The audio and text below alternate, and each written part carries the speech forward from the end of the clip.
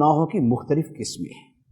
کچھ وہ ہیں کہ جن میں اتنی باتیں کافی ہیں، ماضی پہ شرمندہ، ابھی چھوڑ دیا، آئندہ کرنا نہیں۔ بعض میں تو اتنا ہی کافی ہے۔ جیسے کوئی آدمی شراب پیتا تھا، اب شراب سے توبہ کیا ہے؟ تو شراب کے لیے کوئی کفارہ نہیں ادا کرنا ہوتا۔ شراب سے توبہ یہی ہے کہ یا اللہ مجھ سے غلطی ہو گئی، میں اس سے معافی مانگتا ہوں، میں اس سے توبہ کرتا ہوں، میں اسے چھوڑتا ہوں، میں آئندہ نہیں پیوں گا، یہ توبہ ہو گئی۔ لیکن اگر وہ ایسا حق اللہ ہے، شراب چھوڑنا یہ بھی اللہ کا حق ہے کہ بندہ شراب پینا چھوڑ دے، یہ گناہ کی وہ قسم ہے جس کا تعلق حق اللہ کے ساتھ، حقوق اللہ کے ساتھ۔ دوسری صورت یہ ہے کہ حقوق اللہ تو ہے لیکن اس کی کچھ تلافی بنتی۔ تلافی کیا؟ کہ بھائی اس کے بدلے میں کچھ کرنا بھی پڑے گا، توبہ کے ساتھ کچھ عمل بھی کرنا پڑے گا۔ جیسے ایک بندہ بے نمازی تھا، اب اس نے توبہ کی کہ میں نماز نہیں چھوڑوں گا، ہمیشہ نماز پڑھوں گا، تو اتنا کہنے سے جو پچھلے زمانے کی نمازیں ہیں وہ ساری معاف نہیں ہو گئیں، بلکہ وہ جو نمازیں چھوڑی ہوئی ہیں فرض و واجب ان کو پڑھنا پڑے گا۔ زکوٰۃ نہیں دی تھی تو اب زکوٰۃ کی قضا تو نہیں ہوتی لیکن تاخیر کا گناہ ہے، تو اب یہ ہے کہ اب یہ زکوٰۃ ادا بھی کر دے۔ اگر پچھلے 10 سال 15 سال 25 سال 1 سال کی زکوٰۃ نہیں دی تھی تو وہ زکوٰۃ بھی ادا کرے۔ تیسرا، روزے نہیں رکھے تھے تو روزے رکھنے پڑیں گے۔ ایک آدمی نے زندگی میں 15 سال روزے نہیں رکھے، اب توبہ کرتا ہے کہ یا اللہ میں نے جو گناہ کیا، روزے نہیں رکھے، اسے توبہ کرتا ہوں اور آئندہ کا پکا ارادہ کہ روزے رکھوں گا، تو صرف اتنا کافی نہیں، وہ جو پچھلے چھوڑے ہوئے ہیں وہ بھی رکھنے ہوں گے۔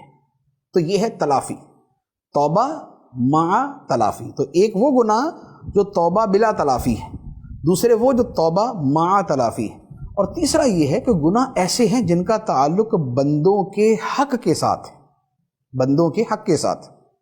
اب وہ بندوں کے حق کے ساتھ جس گناہ کا تعلق ہے، اگر تو اس کا تعلق ہے مال کے ساتھ، کسی کا مال چھینا، چوری کیا، موبائل چھین لیا، رشوتیں لی ہوئی ہیں، لوگوں کا مال غصب کیا ہوا ہے، لوگوں کے پلاٹوں پہ فلیٹوں پہ قبضے کیے ہوئے، وراثت کا مال ہڑپ کیا ہوا ہے، یہ حرام کام اگر کیے تھے، تو اب اس میں توبہ میں یہ بھی فرض ہے کہ جس کا مال ہے اسے واپس لوٹائے، جس کا مال ہے اسے واپس لوٹائے۔ تو غصب، چوری، رشوت، ان سب چیزوں میں مال اسی کو لوٹانا ہوگا جس کا وہ مال تھا۔ وہ مر گیا تو اس کے ورثاء کو لوٹایا جائے گا۔ اور اگر سود وغیرہ تھا تو پھر اجازت ہوتی ہے کہ چاہے تو مال ان کو لوٹا دے، چاہے تو صدقہ کر دے، اصل اس مال سے جان چھڑانا فرض ہوتا ہے۔ تو یہ اگر حق العبد ہے، حقوق العباد ہیں، تو ان کا تعلق اور مال کے ساتھ ہے، تو پھر آگے یہ صورت ہے۔ اور ایک یہ ہے کہ مال کے ساتھ تو تعلق نہیں ہے لیکن اس کا تعلق جو اخلاقیات کے ساتھ یا دل آزاری وغیرہ کے ساتھ ہے۔ کسی کو گالی دی تھی، اب گالی سے توبہ کی کہ یا اللہ میں نے جتنوں کو گالی دی سے میں توبہ کرتا، تو یہ تو نہیں ہے کہ سب کو پیسے دیتا بھی رہے، کوئی کفارہ تو شریعت نے فرض نہیں کیا اس کے اوپر۔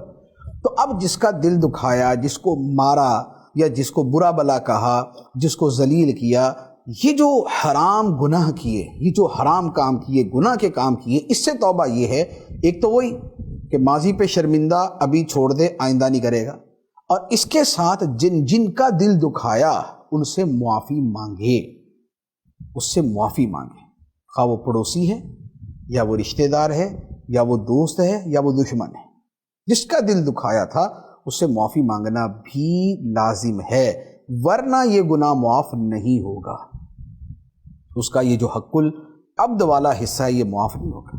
اور قیامت کے دن یا تو اپنی نیکیاں اس مظلوم کو دینی پڑیں گی اور یا مظلوم کے گناہ اپنے سر لینے پڑیں گے، اس کی ایک ترتیب ہے، لیکن ان میں سے کچھ نہ کچھ ہوگا۔